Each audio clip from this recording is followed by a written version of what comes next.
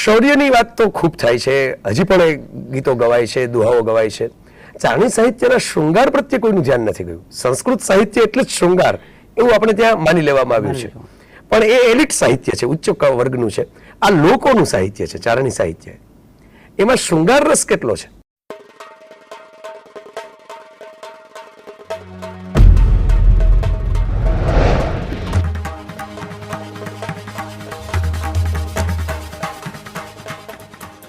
જય વસાવડાના તમામ વિડીયોનો એક જ ઓફિશિયલ ખજાનો એટલે પ્લેનેટ જેવી યુટ્યુબ ચેનલનો જલસો. તો જલ્દી લાઈક કરો, સબસ્ક્રાઇબ કરો અને બેલ આઇકન પ્રેસ કરી ઓલ સિલેક્ટ કરો, જેથી તમે જોઈ શકો અમારા વિડીયો સૌથી પહેલા.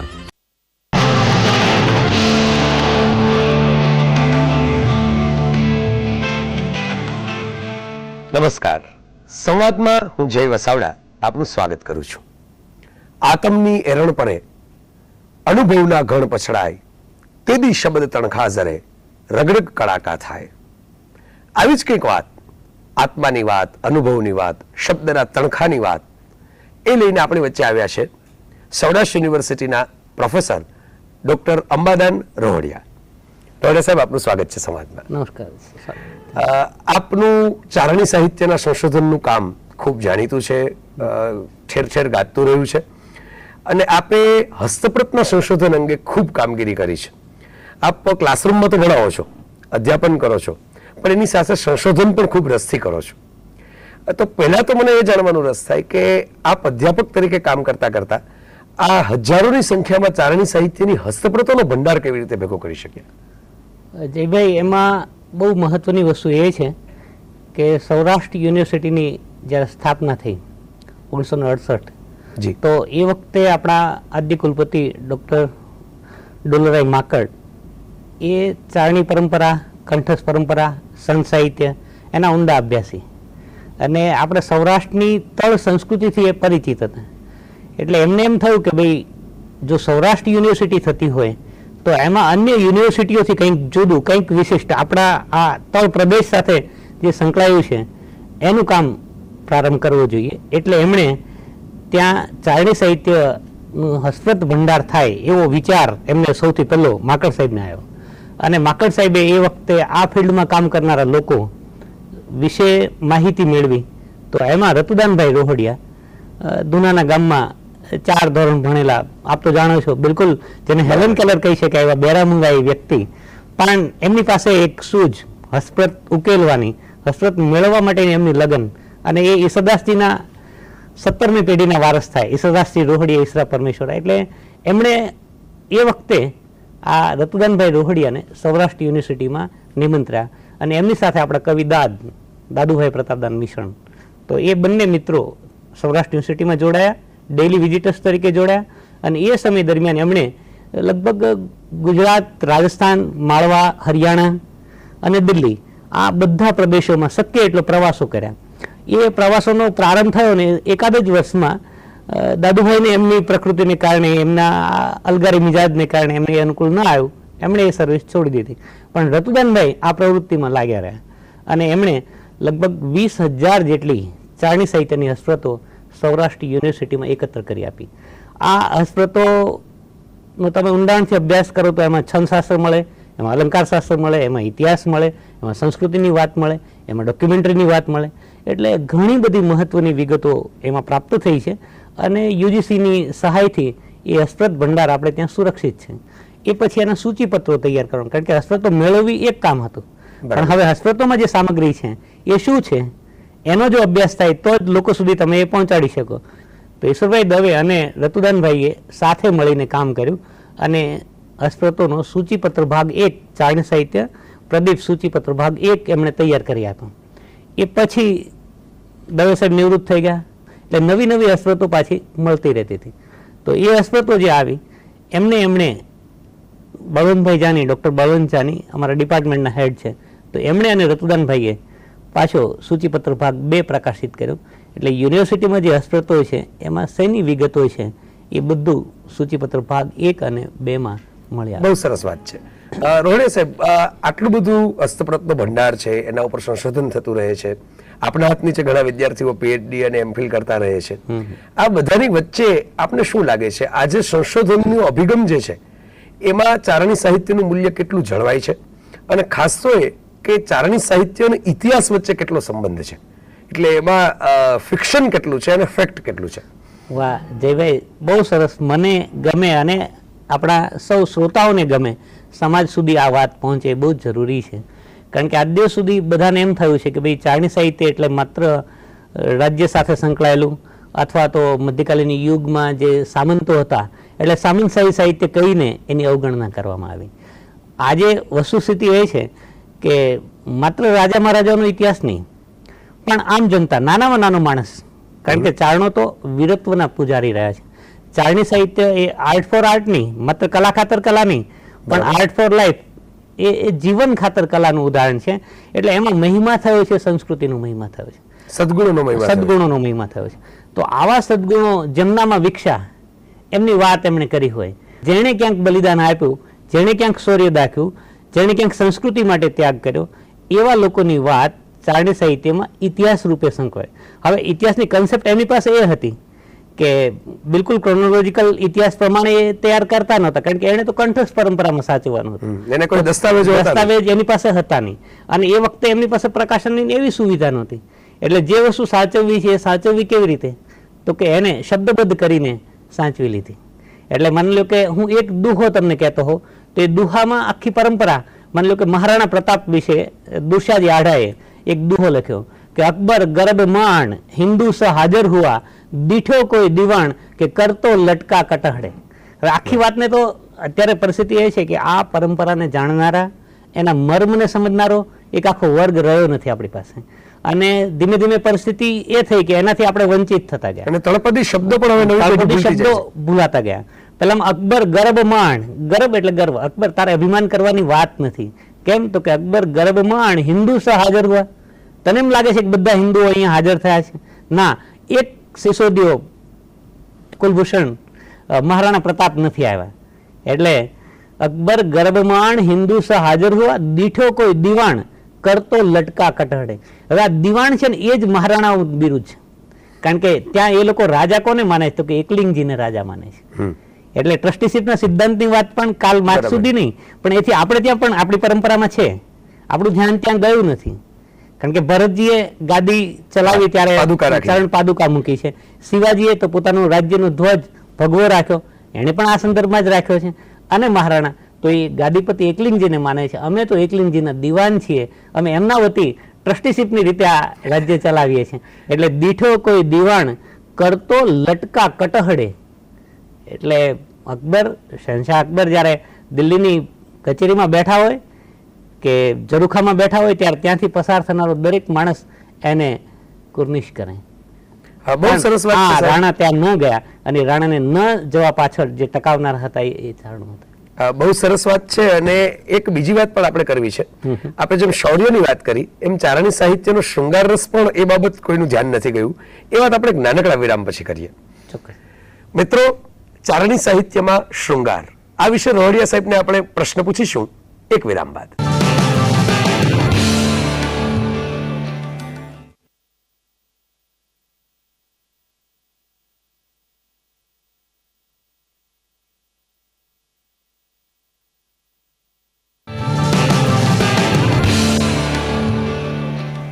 સંવાદમાં ફરીવાર આપનું સ્વાગત છે.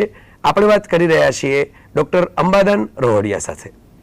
રોહડિયા સાહેબ, શૌર્યની વાત તો ખૂબ થાય છે, હજી પણ એ ગીતો ગવાય છે, દુહાઓ ગવાય છે. ચારણી સાહિત્યના શૃંગાર પ્રત્યે કોઈનું ધ્યાન નથી ગયું. સંસ્કૃત સાહિત્ય એટલે જ શૃંગાર એવું આપણે ત્યાં માની લેવામાં આવ્યું છે, પણ એ એલિટ સાહિત્ય છે, ઉચ્ચ વર્ગનું છે. આ લોકોનું સાહિત્ય છે ચારણી સાહિત્ય. એમાં શૃંગાર રસ કેટલો છે? બહુ સાચી વાત છે જયભાઈ કે ચારણી સાહિત્યના સંદર્ભમાં લોકોનું ધ્યાન આ રીતે પહોંચ્યું જ નથી. જેમ પેલા પાણીના પ્રવાહમાં બરફનો ટુકડો હોય અને એ માત્ર એક ભાગ દેખાતો હોય, બાકી 9 ભાગ તો એ અંદર જ હોય. એટલે આજે પણ ચારણી સાહિત્ય વિશે જે સંશોધન થયું છે એ પછી પણ સ્થિતિ એ છે કે એનો માત્ર 10% હિસ્સો કદાચ બહાર આવ્યો છે પ્રકાશિત રૂપે. હું એક બે દુહાઓ તમને કહું એટલે તરત જ ખ્યાલ આવશે. તો એક સ્ત્રી પોતાની બેનપણીને મળી છે, એ સહેજ ઉદાસ છે, એટલે પૂછે છે કે તું કેમ ઉદાસ છો, શું છે? તો પેલી કહે છે ઘર ઘોડો પીવું અપચળો, વેરી સંગ વાસ, નીતના વાગે ઢોલકા, ક્યાં ચુડારી આશ. મારે ત્યાં આશો પણ છે, મારો પતિ ટંકણ ખાર જેવો છે કે જરાક પણ અપમાન સહન નહીં કરી શકે, અને વેરી સંગવાસ, ચારે પાસ આસપાસના સીમાડાઓ તો વેરીઓથી ઘેરાયેલા છે. નતના વાગે ઢોલકા, આમાં ક્યાં ચૂડારી આશ, મારા ચૂડાની આશા કેવી રીતે રાખું? તો બીજી તરફ બિલકુલ કલાત્મક, તો કે પતિ પત્ની એના દાંપત્ય જીવનનો બેડરૂમનો આખો સંવાદ છે, પણ એને ભાવને કેવી રીતે બિલકુલ સંયમિત કરીને મૂક્યો છે. તો યુદ્ધમાં પતિ ગયો છે, ભાલાની અણીઓથી વિંધાઈ ગયો છે. જ્યારે પત્ની ગઈ ત્યારે એને જોયું તો એની છાતીમાં ગદદંત વાગેલો છે, હાથીના દંશૂળથી વિંધાઈને પતિ પડ્યો છે. હવે પત્ની આ દ્રશ્યને જોવે છે, પણ એ દ્રશ્યને એ કેવી રીતે મૂલવે છે, અથવા તો એ ક્ષણે પણ એ રાજપૂતાણી છે, ક્ષત્રિયાણી છે, તો એનો ભાવ કેવો કલાત્મક અને એમાં શૃંગાર છે. તો કે સેલ ધમોડા કી સહિયા ગજદંત, કઠણ પહોવર કુચતા, તદ કસમસતો તું કંત. મને તો એમ લાગે છે કે તું તો બિલકુલ કોમળ હતો, પણ આજે તારી સ્થિતિ આ જોઉં છું કે તે તો ભાલાના ઘાથી તારું શરીર વિંધાઈ ગયું છે. તે આ દંશુળના પ્રહાર કેવી રીતે સહન કર્યા? કઠણ પહોવર કૂદતા, મારા સાથે તારો આલિંગન થતું હતું ત્યારે તો મારા સ્તન પણ તને કઠણ લાગતા હતા, અને તું એમ કહેતો હતો કે અચકાઈને તો કઠણ પહોવર કૂચતા, તદ કસમસતો તું કંત. તે તો આખી વાત, આવા તો અનેક શૌર્ય અને શૃંગાર બંનેનો બિલકુલ, અને આવા તો હજારો દુહાઓ. મેં આખો સરસ ચારણી સાહિત્યમાં વિરાંગનાનો આ પ્રકારની આખી વાત કરી છે ચારણી સાહિત્ય વિમર્શમાં. આપણે તો ઘણા બધા શિબિરોમાં ભાગ લીધો છે, પરિસંવાદોની અંદર સંશોધન પત્રો રજૂ કર્યા છે, ઘણા વ્યાખ્યાનો આપ્યા છે. આપનું એક સંશોધન હતું ચારણી સાહિત્યમાં રાધા. તો રાધા આમ તો ભાગવતમાં નથી એવું કહેવામાં આવે છે, અને ગીત ગોવિંદથી કે બ્રહ્મવૈવર્ત પુરાણથી એની પરંપરા શરૂ થઈ, તો ચારણી સાહિત્યમાં રાધા કેવી રીતે આવી? આપને કદાચ ખ્યાલ હોય કે ડોક્ટર બળવંતભાઈ જાની જી, એમણે સૌરાષ્ટ્ર યુનિવર્સિટી અને લોક સંસ્કૃતિ વિભાગના ઉપક્રમે એક પરિસંવાદ રાજકોટમાં જ યોજેલો, વિવિધ કલાઓમાં રાધા. એટલે સંસ્કૃત સાહિત્યમાં રાધાની વાત હોય, લોક સાહિત્યમાં રાધાની વાત હોય, મધ્યકાલીન સાહિત્યમાં રાધાની વાત હોય, કંઠસ્થ પરંપરામાં રાધાની વાત હોય, શિષ્ટ સાહિત્યમાં રાધાની વાત હોય, ચિત્રમાં રાધા કેવી રીતે આવ્યા છે એની પણ વાત હોય. એટલે આ બધા પરિપ્રેક્ષમાં એ પરિસંવાદમાં એક પેપર મેં ચારણી સાહિત્યમાં રાધા વિશે રજૂ કરેલું. મેં ઘણા શ્રમ કરીને આ વાત કે ભાઈ કેવી રીતે રાધાને એમણે જોઈ છે. તો ચારણ પરંપરા છે એ તો એક તો શૃંગારને પણ વર્જ્ય રહીને, એટલે શૃંગારને સંયમિત કરીને, શૃંગારને સંયમનું ચોકડું પહેરાવીને પછી જ રજૂ કરે. તો રાધાજીના પ્રેમની વાત સીધી તો પેલા સ્વીકારી નહોતી, કારણ કે એ તો રૂક્ષ્મણીને સ્વીકારે. બરાબર. એટલે એમણે આ રૂક્ષ્મણીજીની વાત નિમિત્તે રાધાજીની વાત લાવ્યા પ્રથમ તો યેસુદાસજી, અને એ વાતમાં એણે રૂક્ષ્મણી અને રાધાને બે એક અવતાર તરીકે મૂક્યા. એટલે રૂક્ષ્મણી છે એ જ રાધાનો અવતાર છે. તમારા તો આ બે અવતારના અલગ અલગ સ્વરૂપ માત્ર છે. તમે રૂક્ષ્મણી અલગ નથી, રાધા અલગ નથી. પણ એથી પણ બહુ જ કલાત્મક રીતે મને જે ગમ્યું છે સૌથી વધુ માર્કેબલ, કે બ્રહ્માનંદ સ્વામી, સ્વામિનારાયણ સંપ્રદાયના જે સહજાનંદ સ્વામી, એમની સાથે સંકળાયેલા બ્રહ્માનંદ સ્વામી, તો એમણે તો અષ્ટવિદ્યાની કવિતા લખી છે, છઠ વિદ્યાની કવિતા લખી છે. અને પાલવભા પાલ્યા, કાઠિયાવાડમાં કોક દી ભૂલો પડ ભગવાન, તો મોંઘેરા કરું માન તને સ્વર્ગ ભૂલાવ શામળા. એ પાલવ પાલ્યા એ સાહેબ લગભગ 1000 જેટલા દુહાઓ કંઠસ્થ પરંપરામાં ચારણી સાહિત્યના એને લખ્યા છે. એ વાતે વાતે દુહાઓ બોલે એમ લખે. મેં ને બળવંતભાઈ એના ઉપર 10 વર્ષ કામ કર્યું, સંશોધન કર્યું, અને લગભગ 480 દુહાઓ મળ્યા. મારા મનમાં પ્રશ્ન આ હતો કે પાલવ પાલ્યા આ એક જ માણસ એવો છે કે એણે ક્યાંય માતાજીની વાત જ નથી કરી. અમે ને બળવંતભાઈ જ્યારે મળીએ ત્યારે સતત ચર્ચા પણ કરતા હોય કે ભાઈ આ પાલવ પાલ્યા કેમ આવું કંઈ. પણ અમને એક લાખણો દુહો મળ્યો. એ દુહામાં એણે રાધાજીને, તો રાધાજીને તમે કેવી રીતે એણે મૂક્યા છે, તો એણે એમ કહ્યું કે મારી અંત વેળાએ એકલો નટવર આવીશ ના, મારી અંત વેળાએ એકલો નટવર આવીશ ના, મોળી રાધામાં સાથે લાવજે શામળા.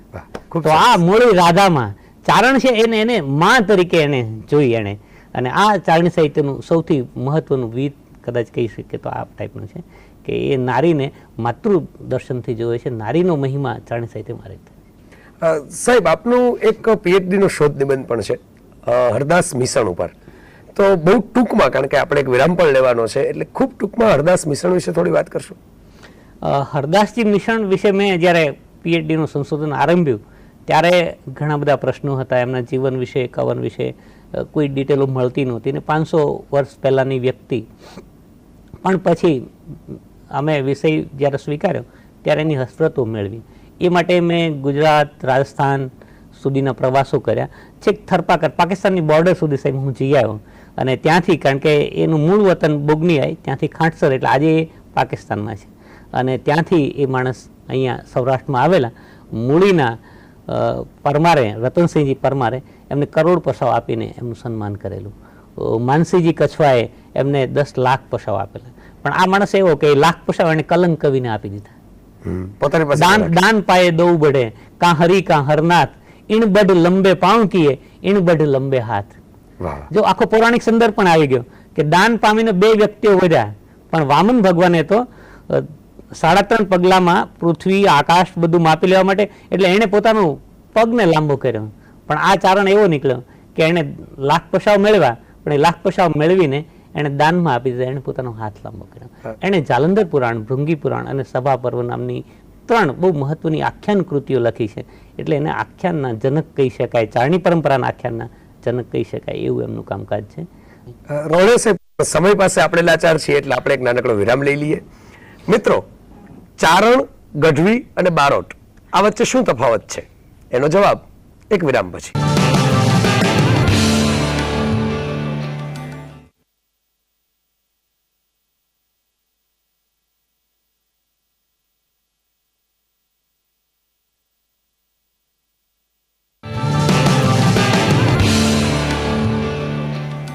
સંવાદમાં ફરીવાર આપ સૌનું સ્વાગત છે.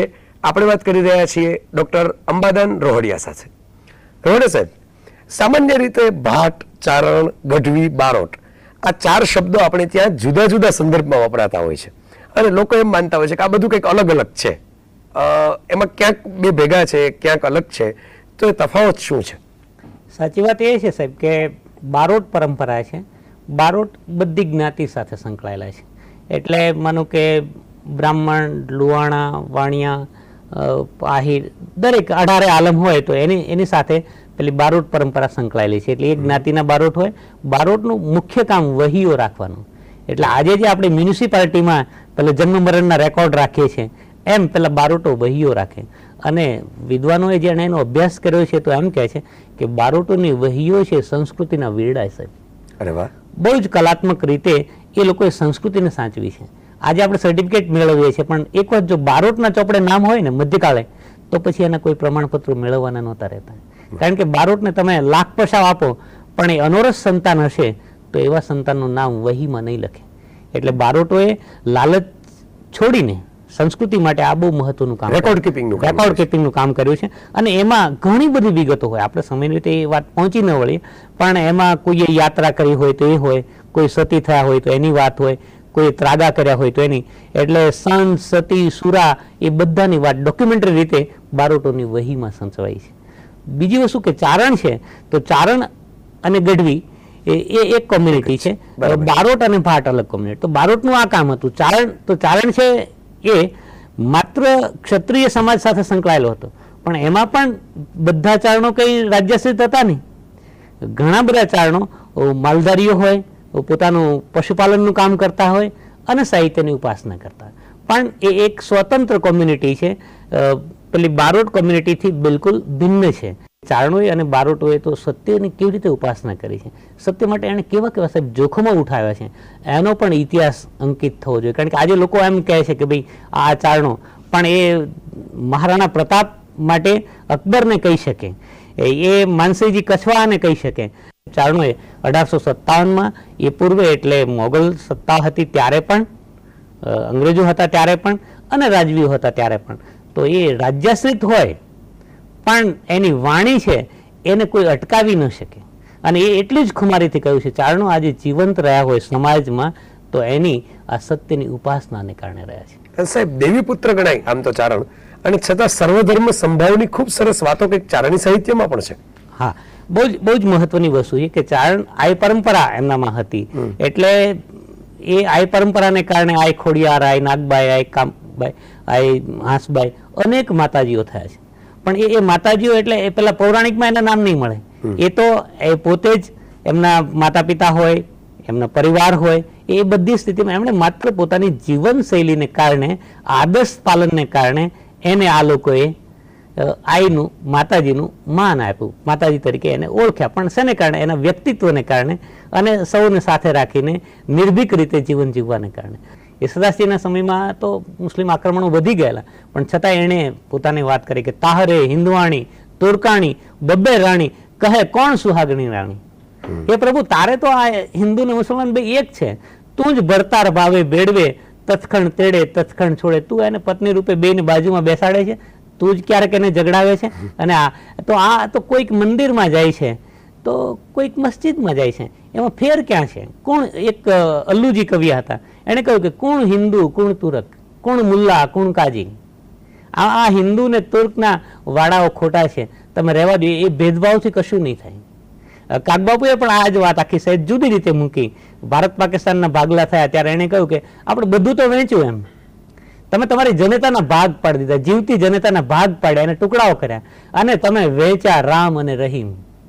તમે રામ અને રહીમને પણ વેચી દીધા. હિન્દુ અને મુસલમાનને આ રીતે ભાગલા પાડીને આ રીતે લડાવવાથી શું કામ, શું કરવું? અને એ જ વાત એમણે અનેક કાવ્યોમાં કરી છે. સાહેબ, બહુ જ સરસ સંવાદ રહ્યો આપણો. અને જતા જતા સમાપનમાં હું આપણે વિનંતી કરું કે આપને જે ખૂબ ગમતો હોય એવો કોઈ ચારણી સાહિત્યનો દુહો અમને સંભળાવો. કાગબાપુનો એક સરસ દુહો છે. તો કે મોડે મોડે બોલું માન ત્યાં સાચે નાનપણ સાંભળે, પછી મોટપની મજા મને કડવી લાગે કાગડા.